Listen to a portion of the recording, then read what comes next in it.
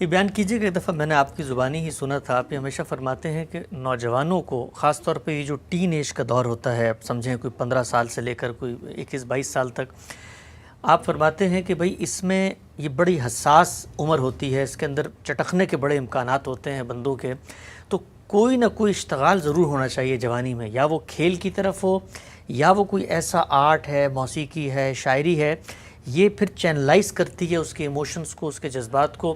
Otherwise آپ کے بھی علم میں، ابھی ہم گزشتہ دنوں گئے بھی تھے، بڑے پیمانے پہ آج کل خبریں آ رہی ہیں، نوجوان بچے 20-20 21-21 سال کے چھوٹے چھوٹے ایشوز پہ ڈپریس ہو کے خودکشی کی طرف جا رہے ہیں۔ کتنا ضروری آپ سمجھتے ہیں کہ یہ ٹین ایج میں اپنے بچوں پر محنت کر کے ان کو آرٹ کی طرف اور سپورٹس کی طرف ہمیں راغب کرنا چاہیے؟ یہ تو اس سے پہلے کرنا چاہیے۔ اس کی وجہ یہ ہے کہ یہ ایسی عمر ہے جس میں آپ جو چیزیں سکھا چکے ہیں ان کا ظہور ہوتا ہے۔ کوشش کرنی چاہیے کہ فنون لطیفہ کی طرف بچوں کا رجحان پیدا کیا جائے، انہیں فنون لطیفہ سے متعارف کرایا جائے۔ یہ تو نہیں کہا جا سکتا کہ سب لوگ یکساں ہوتے ہیں، لیکن اللہ تعالیٰ نے دو بڑی غیر معمولی چیزیں انسان کو دی ہیں، ایک حصہ جمالیات اور ایک حادثہ اخلاقی۔ تو جس طرح حادثہ اخلاقی کی تربیت کی جاتی ہے، اسی طرح حصہ جمالیات کی تسکین کے لیے بھی فنون لطیفہ کے ساتھ اشتغال بہت ضروری ہے۔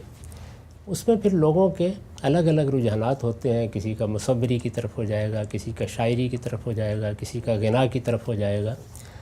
یہ سب چیزیں قلب میں ایک لطافت پیدا کرتی ہیں، طبیعت میں نرمی پیدا کرتی ہیں، جو بعض اوقات مذہبی احساسات لوگوں کے اندر خشونت پیدا کر دیتے ہیں، اس کو اعتدال پر لاتی ہیں۔ تو طبیعت کا اعتدال اور توازن یہ بہت ضروری ہے۔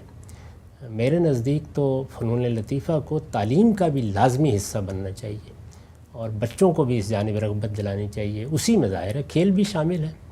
اگر کھیل سے آپ کی دلچسپی ہو جائے گی کسی سے، تو بڑی حد تک جو انسان کے اندر ایک قوت کا ظہور ہوتا ہے، اس کے لیے بہت اچھا چینل مل جاتا ہے۔ بچوں کو ترغیب بھی دینی چاہیے، خود بھی آگے بڑھ کے ان کے ساتھ شامل ہونا چاہیے، یہ بڑا ضروری ہے۔ یہ جو آپ نے حادثہ بیان کیا ہے، یہ حقیقت ہے کہ میں جب ملیشیا میں تھا تب بھی سنتے تھے بچوں کی خودکشی۔ یہاں بھی آنے کے بعد ابھی چند روز پہلے بھی اسی طرح کے ایک حادثے کے بارے میں معلوم ہوا۔ اس میں بہت زیادہ کردار ہمارے ہاں والدین کی تربیت نہ ہونا بھی ادا کرتا ہے۔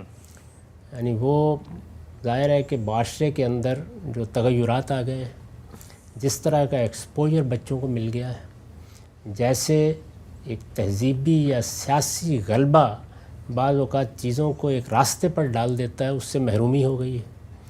اس وقت مسلمان قومیں وہ کسی ایسے مقام پر نہیں ہیں کہ لوگ ان کی طرف دیکھیں، بلکہ مغرب اور مغربی تہذیب اور مغرب کا سیاسی غلبہ وہ لوگوں کے لیے بڑی غیر معمولی کشش کا باعث بھی بنتا ہے۔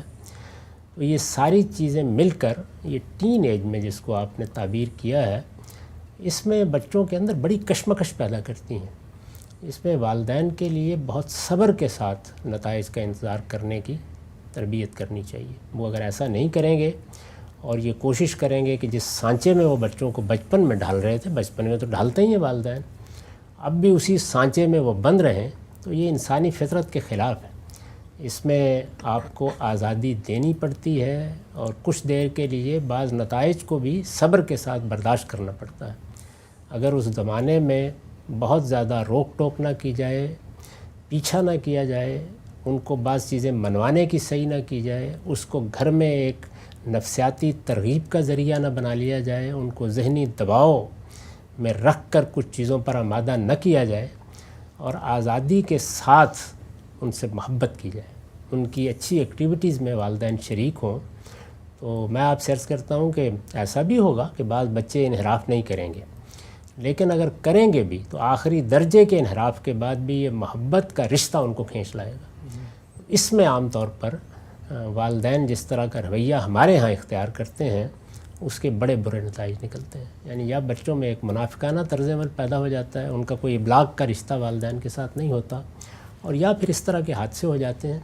تو اس میں یہ بڑا ضروری ہے کہ جب بچے چھوٹے تھے تو آپ انہیں تہذیب سکھائیں، ادب سکھائیں، اپنی زبان سکھائیں، اپنے مذہب کی روایات سکھائیں، اللہ تعالیٰ کے ساتھ ان کا تعلق پیدا کریں. اس وقت بچے ریسیونگ اینڈ پہ ہوتے ہیں, وہ قبول کرتے ہیں چیزوں کو. لیکن جیسے جیسے ان کا شعور بہتر ہوتا چلا جاتا ہے تو انسان اصل میں پھر آزادی سے اپنے آپ کو پابندی کی طرف لے جاتا ہے. یعنی انسانی شخصیت کو اگر آپ چند لفظوں میں تعبیر کریں تو وہ پہلے مرحلے میں پابندی کو قبول کرنے کا داعیہ لے کے آتا ہے, پھر اس کے بعد وہ آزادی کا لطف اٹھانا چاہتا ہے, اور پھر اس کے بعد اگر وہ پابندی قبول کرتا ہے تو اس کی خواہش ہوتی ہے کہ یہ پھر اس کی اپنی انتخاب کردہ پابندی ہو.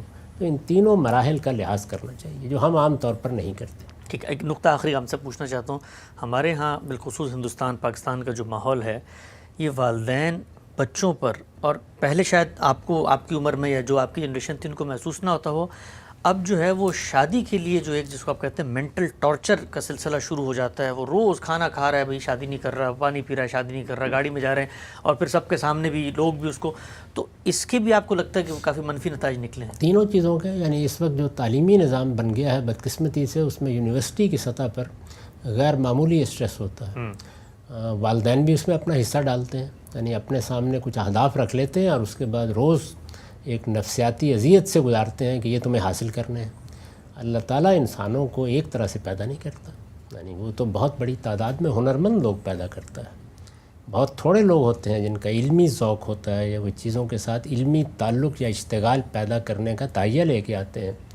تو اس لیے بچے کی شخصیت کیا ہے, اس کے رجحانات کیا ہیں, ان کا لحاظ کرنا چاہیے. پھر کیا دنیا میں سب کے سب لوگ اپنے ساتھیوں میں اعلیٰ ترین جگہ پر ہی پہنچیں گے؟ یعنی اللہ تعالیٰ نے کوئی درمیان کے درجے کے اور نیچے کے درجے کے لوگ پیدا نہیں کیے. تو آپ بچے کے لیے وہ فضا نہ پیدا کریں کہ وہ ذہنی دباؤ میں شب و روز بسر کرنا شروع کر دیں. ایک تو پہلو یہ ہوتا ہے کہ ہمارے ہاں تعلیم کا معاملہ کچھ ایسا بنا دیا گیا ہے.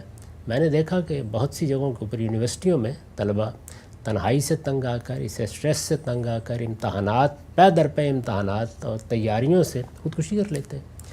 تو اس وجہ سے یہ ہمارے نظام تعلیم کو جو لوگ تعمیر کرتے ہیں ان کو بھی سوچنا چاہیے, والدین کو بھی اس کے بارے میں سوچنا چاہیے. دوسری چیز معاش ہے, اور تیسری پھر شادی ہے. تین ہی چیزیں ہیں.